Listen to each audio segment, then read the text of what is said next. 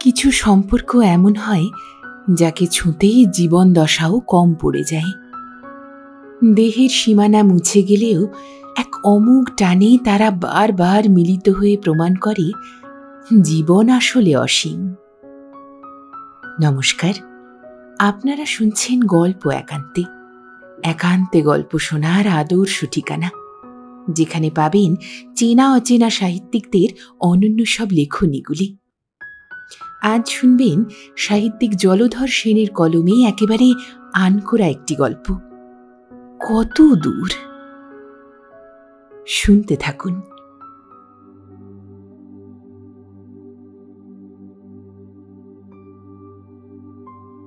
আমাদের এমএ পরীক্ষা যেদিন শেষ হইয়া গেল, তাহার পরদিনই বাড়ি গেলাম। আমাদের বাড়ি মেদিনীপুরে। রাত্রি 9টার সময় বাড়িতে পৌঁছিয়াই প্রথমে বাবাকে দেখিলাম। তিনি বৈঠকখানার বারান্দায় দাঁড়াইয়া আমার প্রতীক্ষা করিতেছিলেন। আমি যে তাহার একমাত্র সন্তান। বাবাকে প্রণাম করিলে তিনি জিজ্ঞাসা করিলেন, শরীর ভালো আছে তো? আমি বলিলাম, ভালোই আছি। আসলে মিথ্যা কথা। শরীর তখন একেবারে ভাঙিয়া পড়িতেছিল। তাহার পর তিনি জিজ্ঞাসা করিলেন, কেমন লিখলি পরীক্ষায়? আমিও বলিলাম, ভালোই লিখেছি। ফার্স্ট ক্লাস হবে তো? আমার তো খুব বিশ্বাস হবে। বাবা বড়ই আনন্দিত হইলেন। বলিলেন, যাও যাও, বাড়ির মধ্যে যাও। নিকটেই 2-4 জন মক্কেল দাঁড়াইয়াছিল। তাহারা বলিল, আপনারই তো ছেলে, পাশ আবার হবে না? বাবা উকিল, এমএ বিএল, সুতরাং তাহার যখন ছেলে আমি, তখন তাহার মক্কেল দিগের আইন অনুসারে আমি পৈতৃক উপাধির উত্তরাধিকার পাইতে হকদার। কেমন!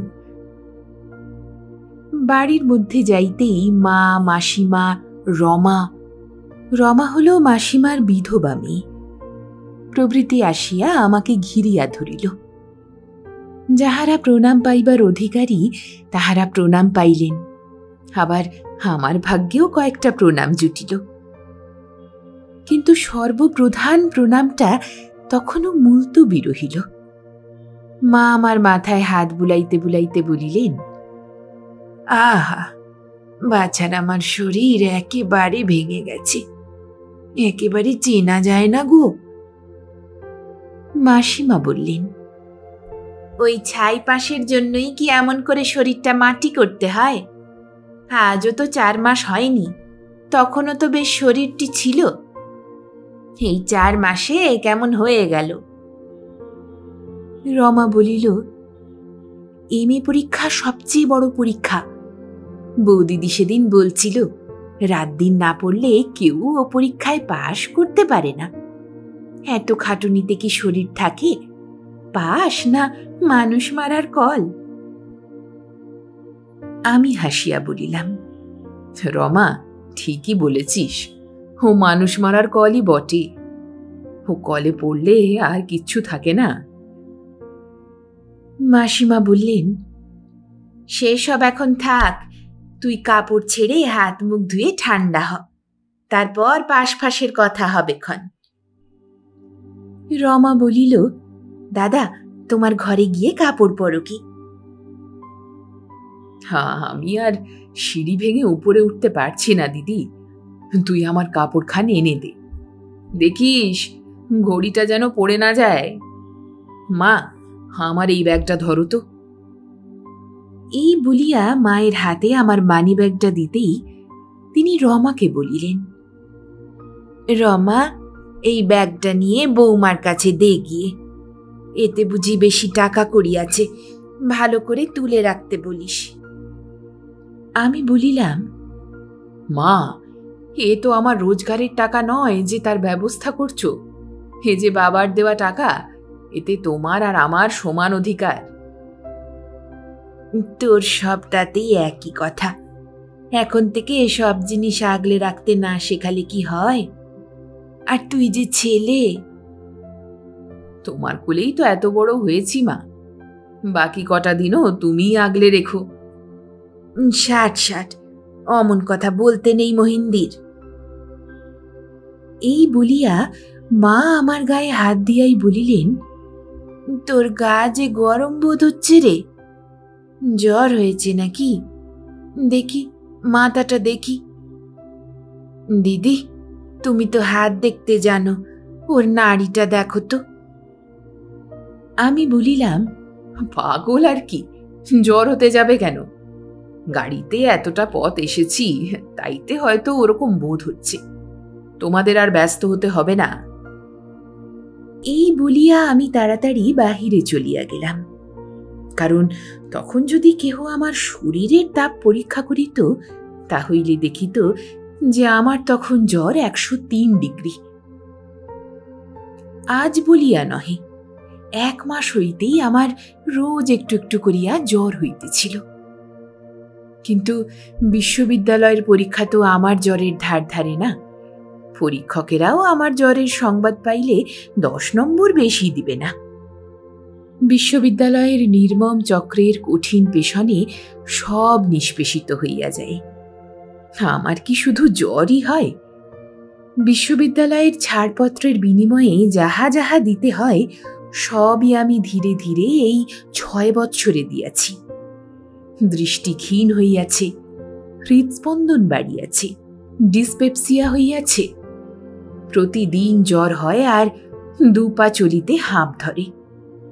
তবুও পরীক্ষা দিতেই হইবে, তবুও ফার্স্ট ক্লাস ফার্স্ট হইতেই হইবে, বাবার সাধ পূর্ণ করিতে হইবে। বিশ্ববিদ্যালয়ে প্রতি বৎসরই এই প্রকারে অসংখ্য নিরীহ জীবের হত্যা সাধন করিয়া থাকি। পশুক্লেশ নিবারণী সভার সভ্যেরা এখানে দৃষ্টিহীন। একটু পরেই বৃদ্ধ ভৃত্য নবীনদা আসিয়া বলিল, দাদা বাবু, বাড়ির ভিতরে যাও গো, মা ডাকছেন। আমি বাড়ির মধ্যে গেলে মা বলিলেন, রাত্রিরে তো আর কিছু খেলি নে, এখন যা ওপরে যা। একটু চা খেতে চেয়েছিলি, সেসব তোর ঘরে পাঠিয়ে দিয়েছি। যখন খেতে ইচ্ছে হবে বৌমাকে বলিস তৈরি করে দেবে, আর না হয় আমাকে ডাকিস। রাত হয়েছে, ঘরে যা। আমি ওপরে আমার ঘরে গেলাম। একবার ইচ্ছা হইল মোহিনীর না আসা পর্যন্ত একখানা চেয়ারে বসিয়া থাকি, কিন্তু শরীর বড়ই অসুস্থ বোধ হইতেছিল। বিছানায় শুইয়া পড়িলাম। 10 মিনিট পরেই মোহিনী ঘরে আসিল এবং তাড়াতাড়ি আমার পায়ের ধুলা লইয়া মাথায় দিয়াই বলিল, তোমার পা যে বড় ঠান্ডা দেখি। বলিয়াই আমার গায়ে হাত দিয়া বলিল, ওগো, তোমার গা যে পুড়ে যাচ্ছে। কখন জ্বর এসেছে? খুব জ্বর তো। থার্মোমিটারটা আনি দেখি, মাকে ডাকবো। আমি তাহার হাত ধরিয়া বলিলাম, অত ব্যস্ত হচ্ছ কেন? কিচ্ছু করতে হবে না। রেলে এসেছি, তাই জন্য শরীরটা একটু খারাপ, তাই অমন বোধ হচ্ছে। না না, সে কিছুতেই নয়। এ রেলে আসার গরম নয়, এ জ্বর। তুমি লুকোচ্ছ কেন? রোজই বুঝি এমনই জ্বর হতো? শরীর যে কি হয়ে গেছে দেখো দেখি। শরীর যখন খারাপ বুঝলে তখন এবার এক্সামিন না দিলেই পারতে, আসছে বছরে দিলেই তো হতো। আমি বলিলাম, ও সব কিছুই নয়, রোজ রোজ সামান্য একটু জ্বর হতো, এখন বাড়ি এসেছি, সব সেরে যাবে। সেরে যাবে বই কি, তবে এতদিন যে কষ্ট পেলে, কাল থেকে নিয়ম মতো থাকো আর ওষুধ খাও, তাহলেই শরীর সুস্থ হবে। আমি বলি কি, দাদাকে চিঠি লিখে দিই, তিনি এসে ব্যবস্থা করে দিয়ে যাবেন। আমি বলিলাম, কেন তাকে কষ্ট দেবে? এখানেও তো ভালো ডাক্তার আছে। না না, তা হবে না। দাদার মতো ডাক্তার এখানে নেই। তিনি একবার এসে দেখে যান, তাহলেই আমি নিশ্চিন্ত হব। তা সে কথা যাক, এসে অবধি তো জলটুকুও খাওনি। এখন একটু চা করে দিই। দুধ, চিনি, স্টোভ সব মা রেখে গেছেন। রুটি মাখনও রেখে গেছেন। রুটি টোস্ট করে দিই, আর একটু চা গরম করে তৈরি করে দিই। তাই খেয়ে তুমি ঘুমো। রাত প্রায় 10টা বাজে। ও সব কিচ্ছু কাজ নেই। শেষে হাত পুড়িয়ে ফেলো, কি একটা অগ্নিকাণ্ড হোক। তার চাইতেই তুমি আমার গায়ে একটু হাত বুলিয়ে দাও, তাহলেই আমার শরীর জুড়িয়ে যাবে। টোস্ট তুমি পেরে উঠবে না। মোহিনী বলিল, সে কথা আর বলতে হবে না। আমি বেশ রাঁধতে শিখেছি। আগে জানতাম না। শুনবে তবে মায়ের কাছে। সেদিন বাবা 8-10 জন বাবুকে নিমন্ত্রণ করেছিলেন। তারা বলে দিয়েছিলেন বামুন ঠাকুরের রান্না খাবেন না। মা রান্না করেছিলেন, আর আমি মাংস রেঁধেছিলাম। হ্যাঁ গো, আমি নিজের হাতেই রেঁধেছিলাম। সবাই খেয়ে কি বলছিলেন জানো? এমন মাংস রান্না তারা কখনো খাননি। বাবা বাড়ির মধ্যে এসে মাকে বললেন, ওগো, বৌমা রান্নায় MA পাস। এমন মাংস রান্না কেউ কখনো খাননি। শুনলে, একেবারে MA পাস। তোমার আগেই আমি পাস হয়ে গেছি। কেমন মশাই? আর আমি কিনা 2খানা টোস্ট করতে হাত পুড়িয়ে ফেলব, লঙ্কা কাণ্ড করব। যাক, এতক্ষণে মোহিনী স্বরূপে আসিয়াছে। সে দিন রাত হাসি তামাশা আমোদ আনন্দেই মত্ত। আজ প্রথম দর্শনে আমার জ্বর দেখিয়াই সে যেন কেমন গম্ভীর হইয়া গিয়াছিল। কেমন ধীরে ধীরে প্রবীণা গৃহিণীর মতো কথা বলিতেছিল। যাক, এখন সে ভাব কাটিয়া গেল। আমি বলিলাম, তাহলে তোমার যা ইচ্ছে তাই তৈরি করো। মোহিনী বলিল, 5 মিনিটের মধ্যেই সব হয়ে যাবে। তারপর তোমার পায়ে হাত বুলিয়ে দেব, কেমন? আর যদি ভয় হয় তাহলে খানিকটা জল নিয়ে আমার কাছে বসে থাকবে, এসো। লঙ্কা কাণ্ডের মতো দেখলেই অমনি জল ঢেলে দিও। বলিয়াই হাসিয়া আমার গায়ের উপর গড়াইয়া পড়িল। আমার যে জ্বর তাহা ভুলিয়া গেল। আমার শরীরে কে যেন অমৃত ঢালিয়া দিল।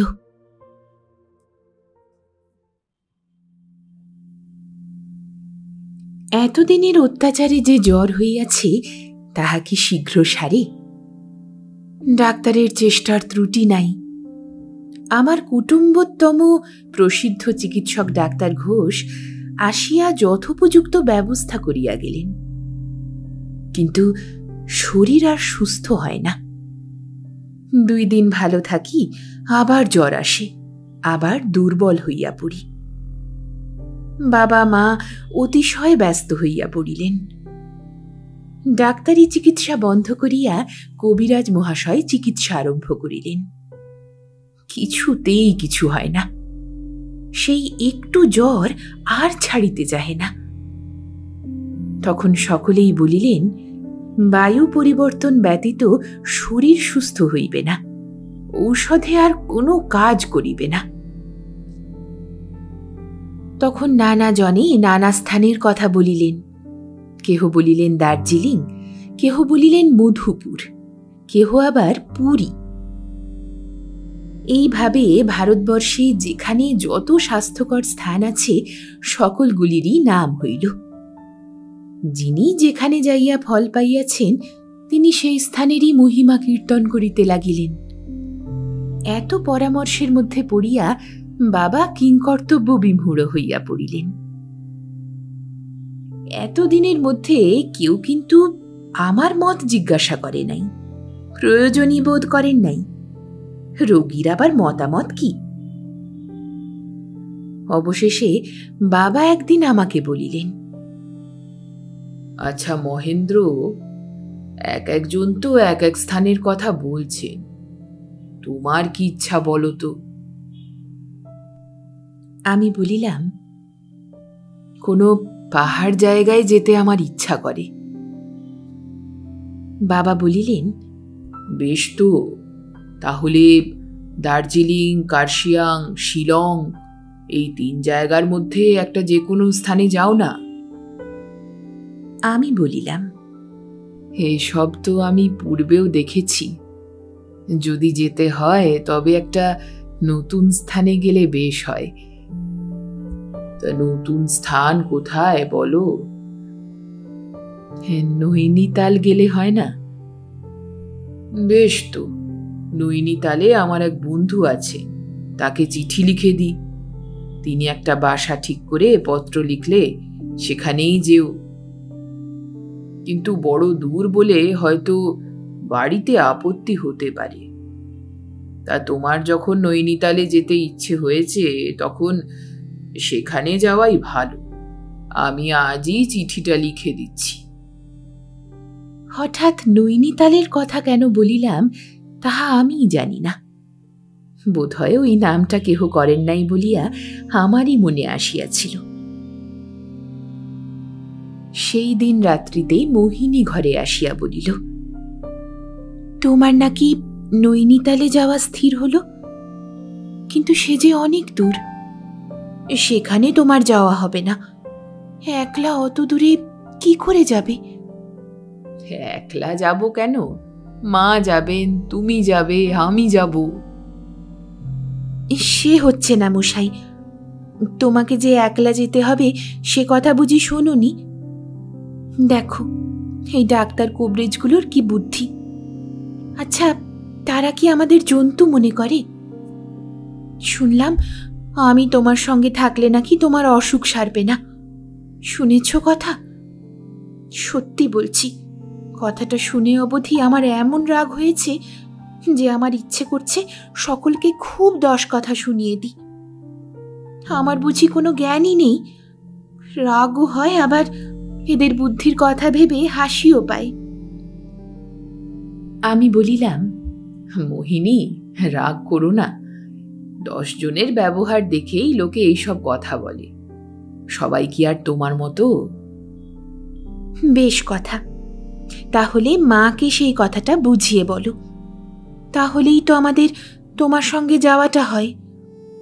মা বলছিলেন যে আমাকে বাপের বাড়ি পাঠিয়ে দিয়ে তিনি তোমার সঙ্গে যাবেন। আমি বলিলাম, তাতে তোমার অমত নেই তো? মোহিনী বলিল, সে কিছুতেই হবে না।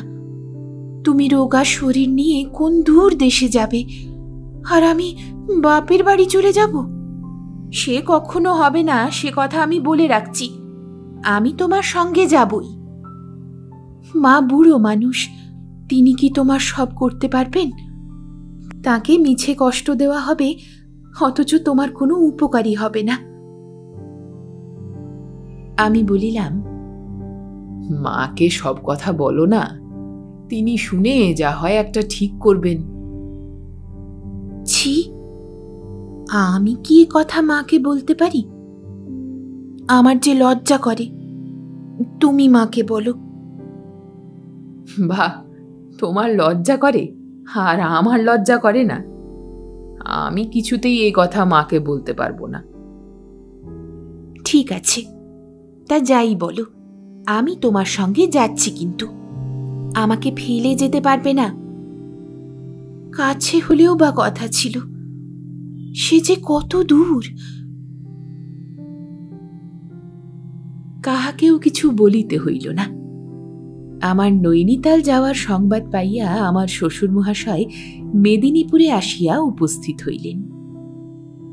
তিনি আমার গমনের বন্দোবস্তের কথা শুনিয়া বাবাকে বলিলেন, যোগেন্দ্রবাবু, আপনি যা ব্যবস্থা করেছেন তার চাইতে ভালো ব্যবস্থা মনে করে আমি এসেছি।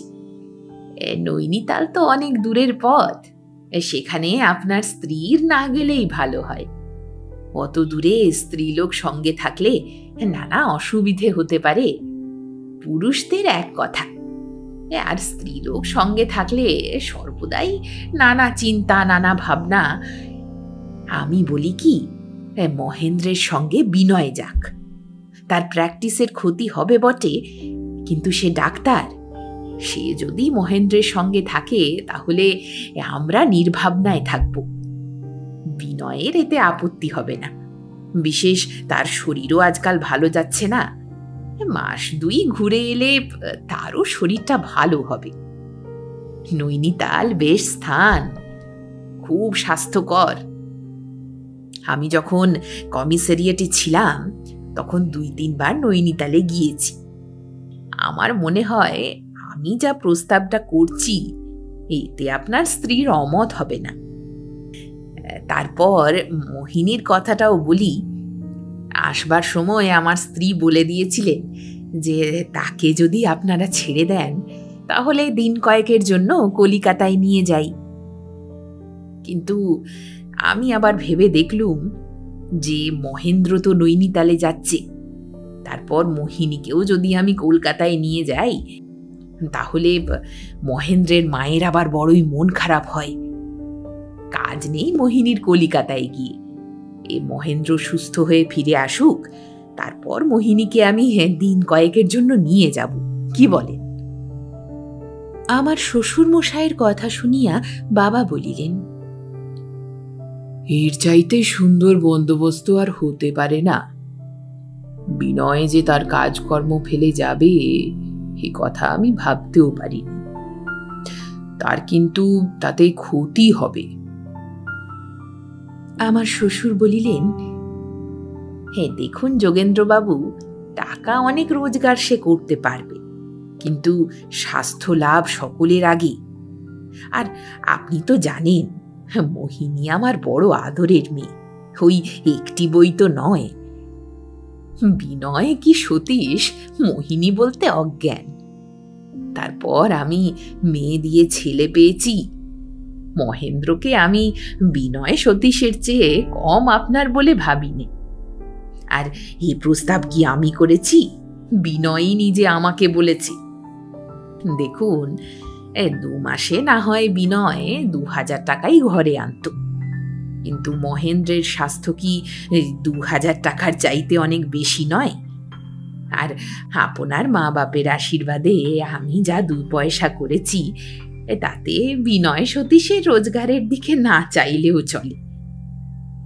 যাক সে কথা, আপনার তো মত হলো, এখন বেহান ঠাকুরুনের মতটাও তো আমাকেই করতে হবে, নাকি আপনি পদপল্লব মুদারমের ভারটা নেবেন? বাবা হাসিয়া বলিলেন, আপনার যখন ও বিদ্যেটা অভ্যস্ত তখন আমার গৃহিণী বা সে গৌরবে বঞ্চিত হন কেন? আপনিই যান। তবে যদি শিরসী মণ্ডনের দরকার হয় তাহলে আমাকে ডাকবেন। শ্বশুর মহাশয় বড় কম যান না। তিনি বলিলেন, মেদিনীপুরের উকিলদের কি ও ব্যবসাটাও শিখে রাখতে হয়? একজন ব্যতীত আর কাহারও অমত হইল না, কিন্তু সেই একজন তো মুখ ফুটিয়া কিছুই বলিতে পারিল না। তাহার মতও কেহ জিজ্ঞাসা করিল না। সন্ধ্যার সময় মোহিনী আসিয়া আমার সম্মুখে একখানি চেয়ারে হতাশভাবে বসিয়া পড়িল। তাহার মুখের দিকে চাহিয়া দেখিলাম মুখ যেন কালিমা মাখা হইয়া গিয়াছে। আমার ভয় হইল। আমি তাহার নিকটে যাইয়া জিজ্ঞাসা করিলাম, তোমার কি হয়েছে মোহিনী? তোমার মুখ অমন মলিন কেন? যে মোহিনী সর্বদা হাসিয়া বেড়ায়, যার মুখ আমি কোনোদিন বিষণ্ণ দেখি নাই, সেই মোহিনী আজ কাঁদিয়া ফেলিল। বলিল, আমাকে তোমরা নিয়ে যাবে না? আমাকে ফেলে দিয়ে তুমি চলে যাবে? জানো সে কত দূর? আমি তোমাকে ছেড়ে কিছুতেই থাকতে পারবো না। এই তো তুমি এতদিন কলকাতায় ছিলে, মধ্যে মধ্যে বাড়ি আসতে, এক্সামিনের জন্য 5-6 মাস মোটেই আসতে না। তখন কি আমি তোমার সঙ্গে কলকাতায় যেতে চেয়েছি? কিন্তু এবার আমার মন কেমন করছে, শুধু মনে হচ্ছে আর হয়তো দেখা হবে না। এমন তো কখনো হয় না। হুগো, তোমার পায়ে পড়ি, আমাকে নিয়ে চলো না গো, নিয়ে চলো। আমি বলিলাম, সে কি করে হবে মোহিনী? তুমিও তো ভাবছো কেন? এই মাসখানেক পরেই তো আমি ফিরে আসব, আর আমার অসুখও তো এমন কঠিন নয় যে আমি। আমার মুখ চাপিয়া ধরিয়া মোহিনী বলিল, অমন কথা বলো না, আমি কি তাই বলেছি? তা তুমি যাই বলো, আমি যাবই। তোমরা না নিয়ে গেলেও আমি যাব। এই বলিয়া সে কাঁদিতে লাগিল। আমি তাহাকে কত বুঝাইলাম, কত উপদেশ দিলাম, কত আদর করিলাম, কিন্তু তাহার সেই এক কথা, তোমরা আমাকে না নিয়ে গেলেও আমি কিন্তু যাবই। হায়, তখন কি সে কথার অর্থ বুঝিতে পারিয়াছিলাম? যখন বুঝিলাম, তখন সে কত দূর।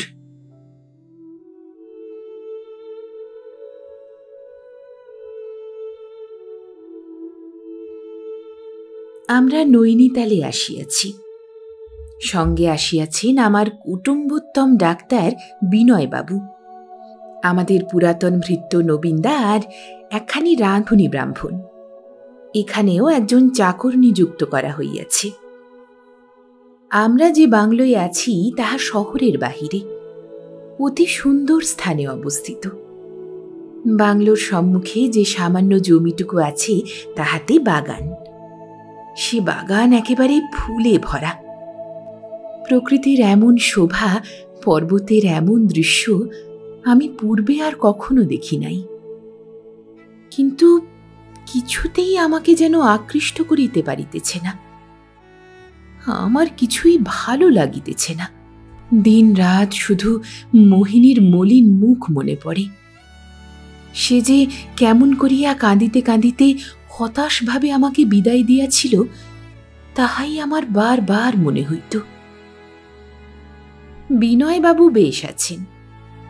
যতক্ষণ বাসায় থাকেন শুধু আমার উপর বক্তৃতা আর ঔষধ খাওয়ানো, আহারের ব্যবস্থা করা আর আমাকে চোখে চোখে রাখা। আমি বেশিক্ষণ বাহিরে থাকিলে একেবারে পর্বতটা ভাঙিয়া ফেলিবার উপক্রম করেন। তাহার জ্বালায় পড়াশোনা করিবার জো নাই, চুপ করিয়া বসিয়া থাকিবারও উপায় নাই। তিনি যখন বেড়াইতে যান তখন আমাকে সঙ্গে নিতে চান না, কারণ তিনি তো আর ৮ মাইল বেড়াইবেন না, তিনি এক টানে ৫-৭ মাইল বেড়াইয়া আসিবেন। বাহির হইবার সময়ে ১০ মিনিট ধরিয়া তাহার অনুপস্থিতির সময়ে আমাকে কি কি করিতে হইবে, কোন জামাটা গায়ে দিতে হইবে, কোন মোজাটা পরিতে হইবে, কোন গাছটা পর্যন্ত বেড়াইতে যাইতে হইবে, তাহার নির্দেশ করিয়া যান এবং নবীনদাকে বলিয়া যান, নবীনদা দেখো, আমি যা যা বলে গেলাম ও স্টুপিড যেন ঠিক তাই করে। আমি হাসি আর নীরবে স্নেহের অত্যাচার সহ্য করি। এতে যে আনন্দ বোধ হয়, এর মধ্যে যে কি মমতা মিশ্রিত তা আমি বেশ বুঝিতে পারি। এত স্নেহ, এত আদর সহিবে কেন? বাড়ির পত্র সপ্তাহে ২খানি করিয়া তো আসি, মাঝে মাঝে ৩-৪খানাও আসে। কলিকাতা হইতেও সর্বদা পত্র আসে। মোহিনী বলিতে গেলে প্রায় প্রত্যহই পত্র লিখে, আর সে সকল পত্রে শুধু ভগবানের কাছে আমার শীঘ্র বাড়ি ফিরিবার প্রার্থনা। এখানে আসিবার কথা কোনো পত্রেই কিন্তু থাকে না। আমিও তাহার পত্র পাইলে উত্তর দিই। এমনই ভাবে প্রায় ২০ দিন চলিয়া গেল।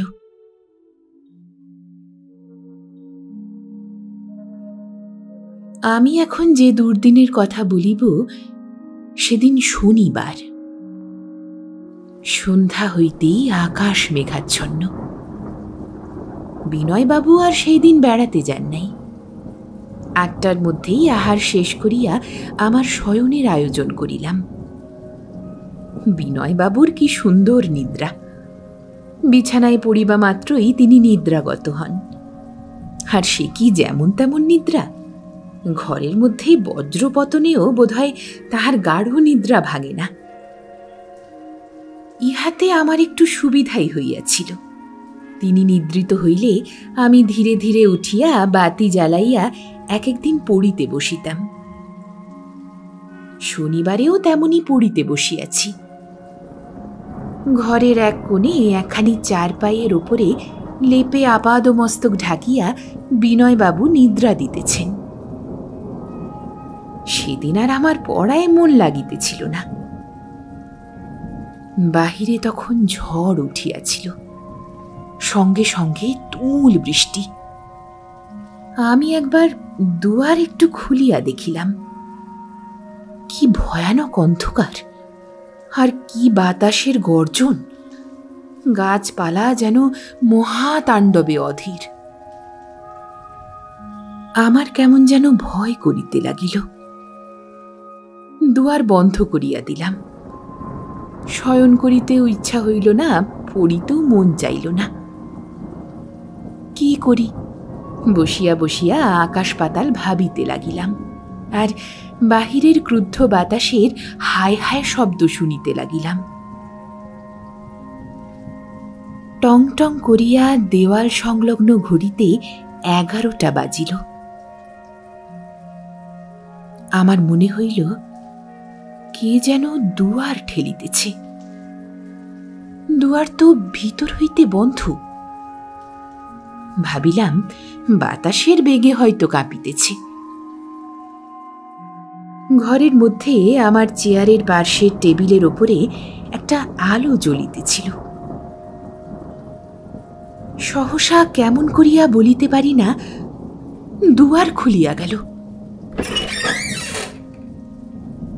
এবং তাহার পর যাহা দেখিলাম, তাহা কেমন করিয়া বলিব, কেমন করিয়া সে দৃশ্যের কথা লিখিব। দেখিলাম একটা জ্যোতি যেন দ্বারের সম্মুখে উপস্থিত, একটা জ্যোতি মাত্র। আমি কিন্তু সেদিক হইতে চক্ষু ফিরাইতে পারিলাম না। তাহার পর সেই জ্যোতির মধ্য হইতে একটি মূর্তি যেন অবয়ব গ্রহণ করিতে লাগিল। রমণী মূর্তি, যুবতী মূর্তি। হরি হরি, এ যে মোহিনী! জ্যোতির্ময়ী মূর্তিতে মোহিনী, মোহিনীর নিজস্ব মূর্তিতে নয়। মুখখানি বড়ই মলিন। আমার সংজ্ঞালোপ হইবার উপক্রম হইল। তখনও দৃষ্টি সেই মূর্তির দিকে নিবদ্ধ। সহসা সেই মুখে হাসি দেখা দিল। এ যে আমার সেই চিরপরিচিত হাসি। মোহিনী হাসিয়া বলিল,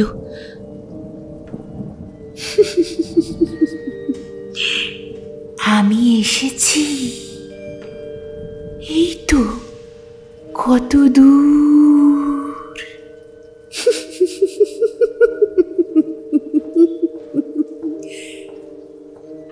এই তো কত দূর।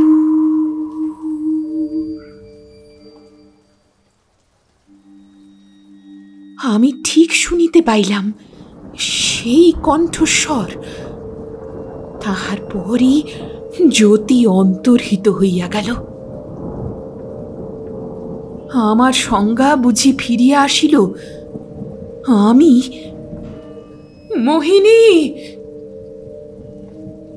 বলিয়া চিৎকার করিয়া উঠিলাম। তাহার পর কি হইল জানি না।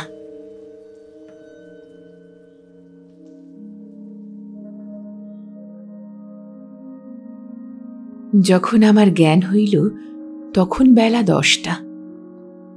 বিনয়বাবু আর একজন সাহেব আমার পার্শ্বে বসিয়া আছেন। আমি চক্ষু চাহিতেই বিনয়বাবু বলিলেন, মহেন্দ্র ভাই আমার, এখন কেমন বোধ হচ্ছে? আমি অতি ধীর স্বরে বলিলাম, ভালো। সেই দিন অপরাহ্নকালে একটু সুস্থ হইয়া শুনিলাম আমি নাকি কি কি অন্য কথা বলিয়া চিৎকার করিয়া চেয়ার হইতে পড়িয়া গিয়া মূর্ছিত হইয়াছিলাম। বিনয়বাবু অনেক প্রশ্ন করিলেন, কিন্তু আমি কিছুই বলিলাম না। কি বলিব? সেই জ্যোতি, সেই মূর্তি। আরো 2 দিন কাটিয়া গেল। আমি একটু সুস্থ হইলাম, কিন্তু সেই জ্যোতি, সেই মূর্তি। 3য় দিনে বিনয়বাবুর নামে একখানি পত্র আসিল। আমার কোনো পত্র নাই। আমি বিনয়বাবুকে তাহার পত্রখানি দিলাম। পত্রখানির দিকে একবার চাহিয়াই বিনয়বাবু চিৎকার করিয়া কাঁদিয়া উঠিলেন। আমি তাহাকে জড়াইয়া ধরিয়া বলিলাম, কি বিনয়বাবু, কি হয়েছে? বিনয়বাবু চিৎকার করিয়া বলিলেন, ওরে মহেন্দ্র, ওরে ভাই, মোহিনী আর নেই রে ভাই। শনিবার রাত্রি 11টার সময় মোহিনী আমাদের ছেড়ে চলে গেছে ভাই। বিনয়বাবু আর বলিতে পারিলেন না। আমি স্তম্ভিত হইয়া গেলাম। কাঁদিব কেমন করিয়া? আমার যে গলা শুকাইয়া গেল। কথা বলিব কি? শনিবার রাত্রি 11টা। তবে তো ঠিক তাই। মোহিনী তাহার কথা রক্ষা করিয়াছে। সে ঠিক আসিয়াছিল। সে তো বলিয়াছিল,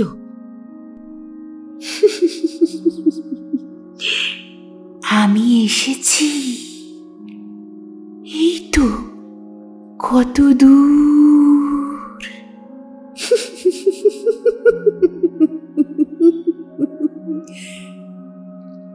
এই তো কত দূর।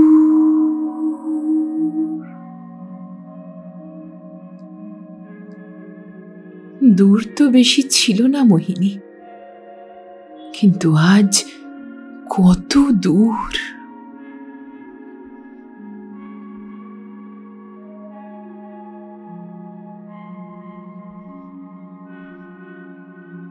এখানেই শেষ হলো আজকের গল্প। গল্প পাঠে আমি রিয়া। আপনাদের সকলকেই জানাই শুভ দীপাবলি ও ভাইফোঁটার অনেক অনেক শুভেচ্ছা। গল্পটি ভালো লাগলে একটি লাইক করতে ভুলবেন না, আর পরিচিত সকল মানুষ, আত্মীয় স্বজনের মাঝে শেয়ার অবশ্যই করবেন। ভালো থাকুন, সুস্থ থাকুন, শুনতে থাকুন গল্প একান্তে।